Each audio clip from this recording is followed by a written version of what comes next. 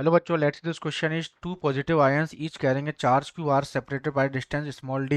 If F is the force of repulsion between the ions, the number of electrons missing from each ion will be. तो number of electrons की value मुझे find करनी है. Clear. तो बच्चों मुझे पता है कि यहाँ पे मेरे पास क्या बोला, दो पॉजिटिव आयन्स. यदि मैं फोर्स की बात करूँ तो फोर्स क्या होता है, this is k q one q two, k q one q two by r square. This is the force. Clear. तो कौन सा फोर्स है, दिस इज रिपल्सन फोर्स है ना.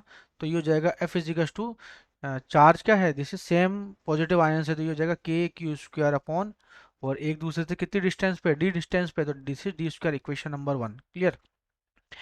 तो अब ये बोल रहा है कि आपका यहाँ पे नंबर ऑफ इलेक्ट्रॉन्स निकालना है. तो मेरे पास क्या हो जाएगा, इसका number of electrons q equals to n ही होता है. This is charge, charge equals to number of electrons into electric, e is the charge on electron. ठीक है, तो वैल्यू रख दो.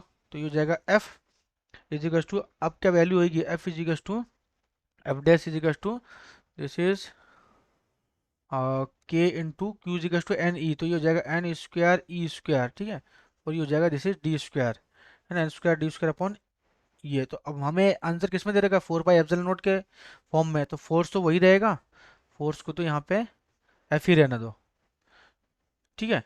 तो ये हो जाएगा आपका F equals to one upon four pi epsilon naught n square e square upon d square. ठीक है, तो बस आपको एन की वैल्यू निकालनी है. तो क्या हो जाएगा, एन, एन इजिकल्स टू जाएगा n square equals to, this is F d square upon F d square, और ये हो जाएगा four pi epsilon naught upon e square. ठीक है, तो एन इजिकल्स टू क्या हो जाएगा, under root of four pi epsilon naught, this is four pi epsilon naught, this is F d square upon e square. ठीक है, तो ये क्या हो जाएगा हमारे पास answer, this is four by epsilon f d square upon e square. तो option number c is correct answer. Best of luck बच्चों.